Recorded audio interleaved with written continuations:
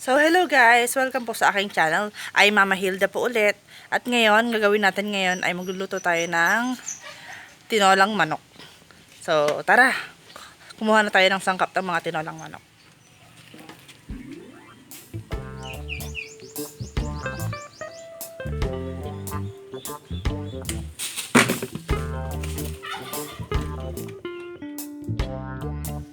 So ngayon, nakakuha na tayo ng dalawang papaya. Ang gagawin na lang natin is kailangan natin siyang balatan para maihalo natin sa tinola.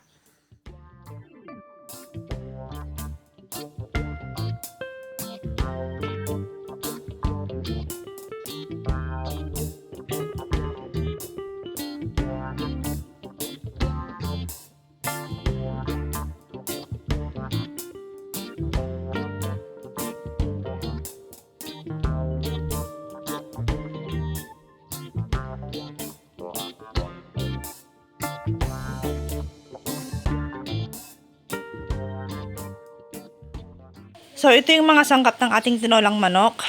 Syempre, manok. Yung ating papaya na hinug na. Pero pwede pa yan. Sibuyas, bawang, tsaka luya. Pero mas marami yung sibuyas kaysa sa luya. At tsaka yung ating malunggay. So, hindi pa siya natatanggal sa mga tangkay niya. Dahil mamaya, pag nagluluto tayo, hahabulin nating anuhin yan. Tanggalin isa-isa. So, umpisahan na natin magluto. So, ayan. Nagsalang na tayo ng kaldero, pang tinola.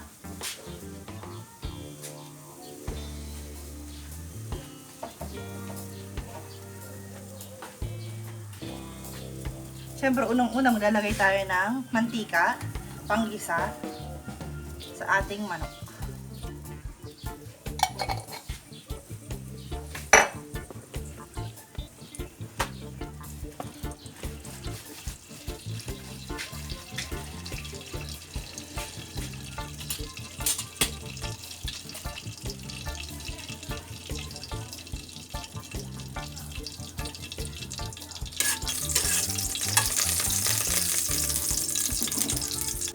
So, una natin ilalagay is yung ating luya.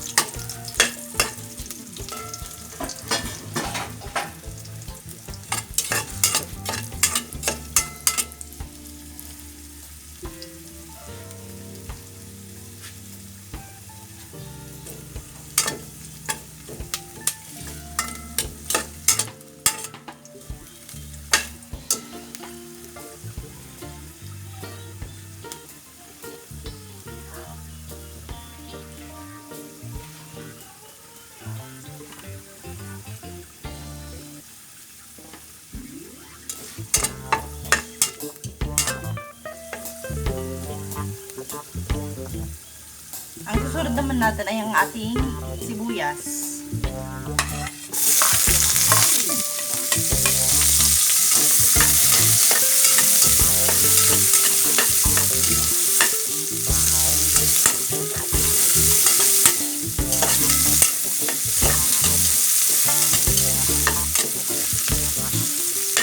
At naisa kaagad ang ating bawang.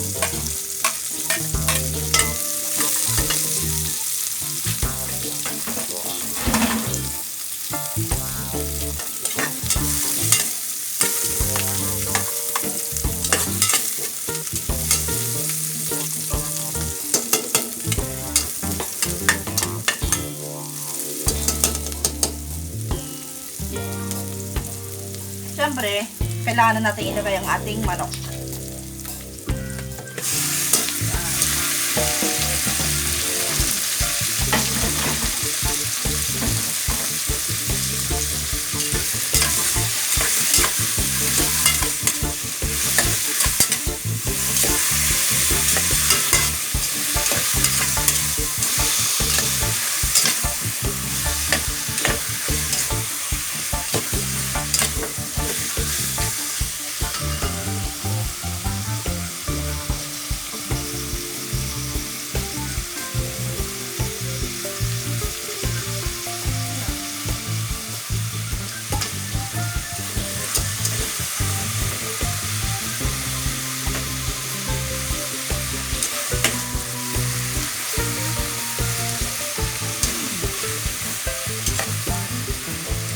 So, kailangan natin siyang nagdagan ng asin para kumapit na sa kanya yung asin.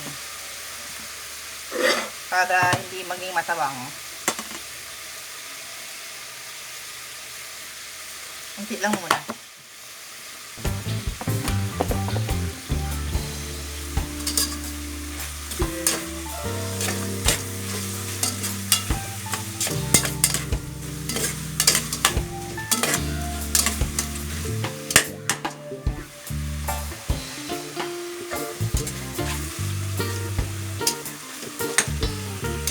At kapag nagisa na siyang mabuti, haluan na natin siya ng tubig.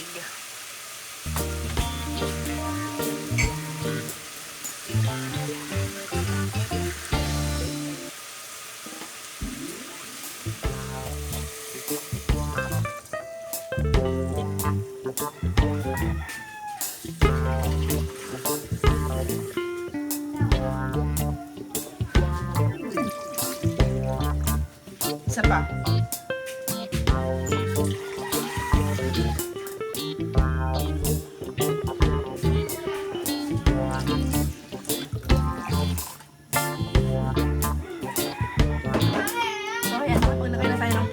Aantayin na lang natin siyang kumulo. So, habang inaantay natin siyang kumulo, magtatanggal na tayo ng mga dahon ng malunggay sa kanilang tangkay. So, balik tayo mamaya.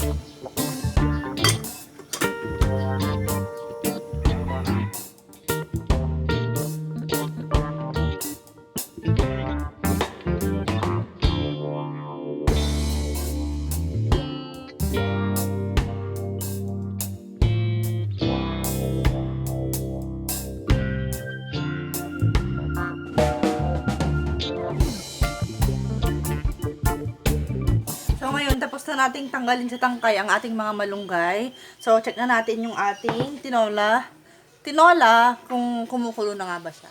So, ayan, kumukulo na ang ating malunggay. Or ang ating tinola pala, sorry.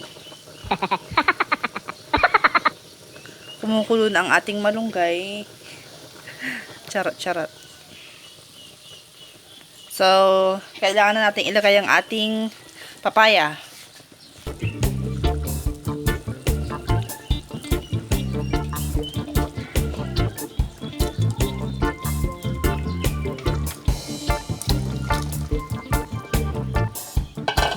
So, yan. Sarap. Lalagyan na tayo ng asin. Sorry.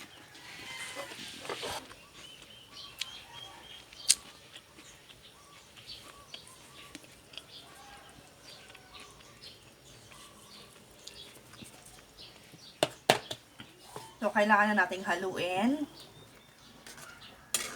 ang ating tinolang may hinog na papaya. Sarap!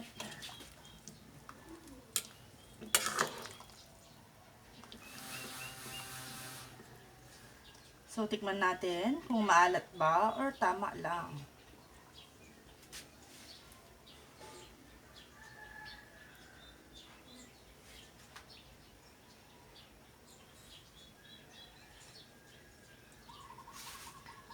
Kulang pa ng asin.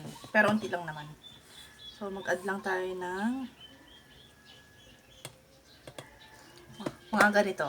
Ganito kadami. Tapos, ilalagay na natin ang ating chicken cubes.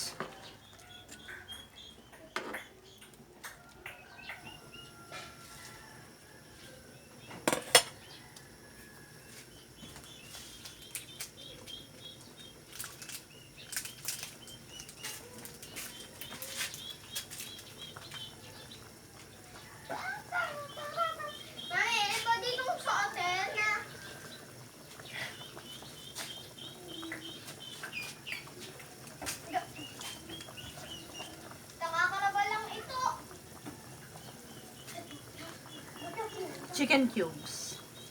Yan.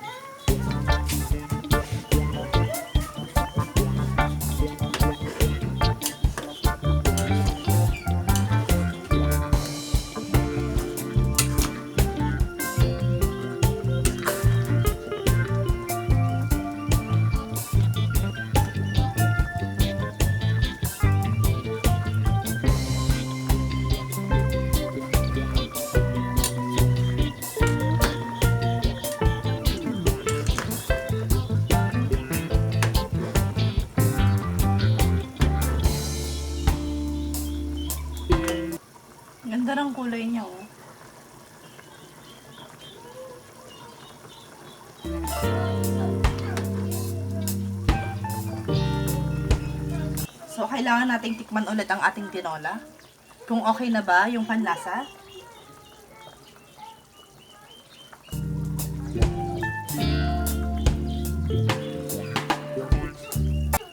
Ay. Sarap. Sarap. Oh my God.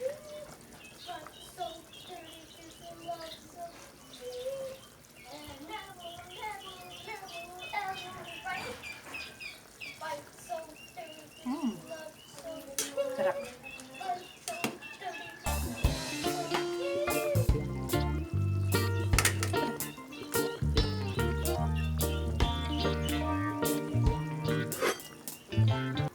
So, kailangan lang pakuluan ng unti. Kasi susunod ko nang ilalagay ang ating malunggay. So, after 2 minutes, kailangan na natin ilagay ang ating malunggay. Hintay lang natin malanta ang ating malunggay at kakain na tayo.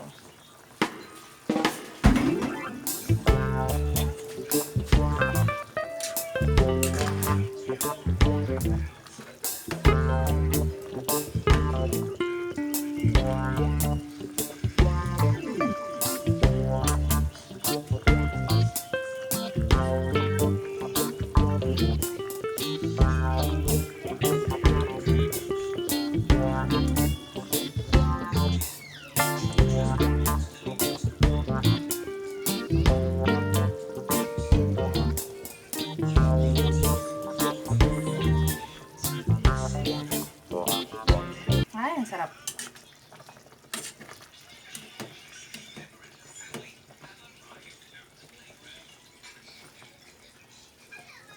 So, kailangan ko nang patayin.